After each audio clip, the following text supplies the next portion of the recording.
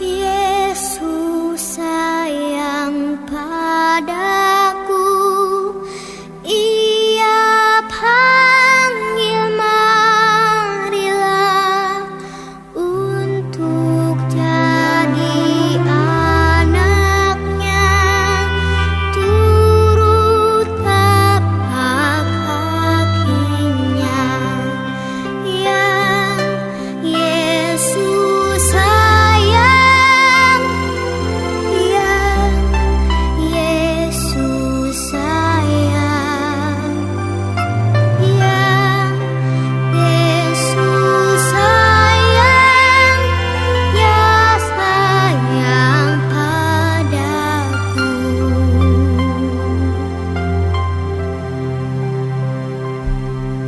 Yesus sayang padaku dan tetap bersamaku, nanti ku bersamanya, tinggal dalam rumahnya. Yang Yesus sayang, yang Yesus sayang, yang Yesus sayang, ya sayang padaku. Pernyataan Tuhan Yesus mengasihi kita semua, namun belum tentu kita disayanginya dalam pandangan kekristenan perlu diartikan dengan cermat, karena ia menyentuh dua aspek penting dari kasih Tuhan: kasih yang universal dan tanpa syarat, serta persetujuan manusia untuk menerima dan merespon kasih itu. Berikut penjelasannya secara mendalam.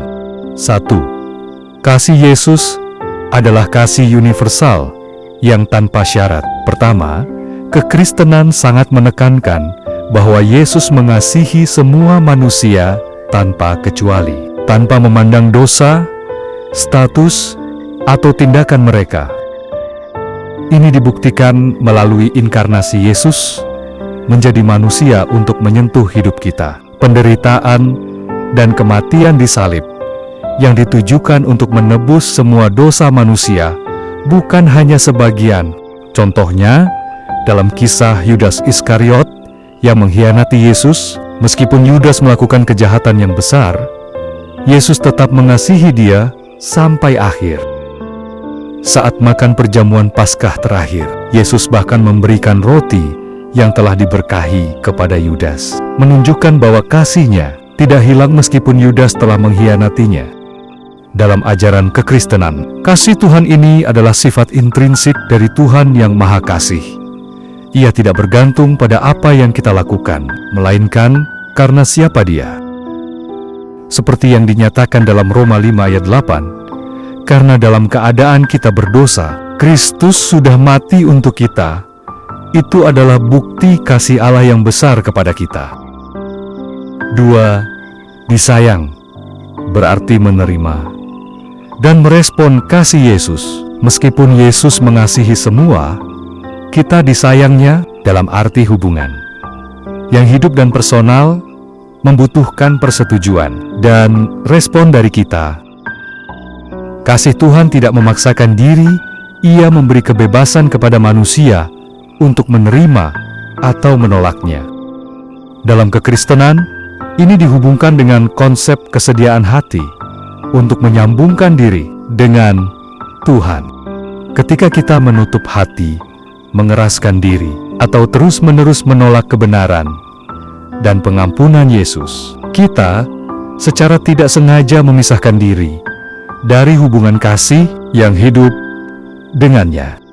Ini bukan berarti kasih Yesus hilang, tetapi kita tidak dapat merasakan dan mengalami kehadiran kasih-Nya secara penuh. Contohnya, seorang yang selalu melakukan dosa tanpa rasa tobat mungkin tahu bahwa Yesus mengasihi semua, tetapi dia tidak merasakan bahwa dia disayang secara personal, karena hati dia tidak terbuka untuk menerima pengampunan dan kasih-Nya. Kesimpulan, dalam kekristenan, pernyataan Yesus mengasihi kita semua, namun belum tentu kita disayang-Nya, berarti kasih Yesus adalah universal dan tanpa syarat. Dia mengasihi semua manusia tanpa kecuali. Namun, untuk mengalami bahwa kita disayang secara personal, kita perlu membuka hati, menerima pengampunan, dan merespon kasih-Nya dengan kesediaan. Hidup spiritual adalah perjalanan untuk memperkuat hubungan kasih dengan Yesus, sehingga kita dapat merasakan kehadiran dan kasih-Nya lebih penuh setiap hari. Intinya, kasih Yesus selalu ada, tetapi itu tergantung pada kita. Apakah kita ingin menerima dan merasakannya dalam hidup kita? Renungkanlah.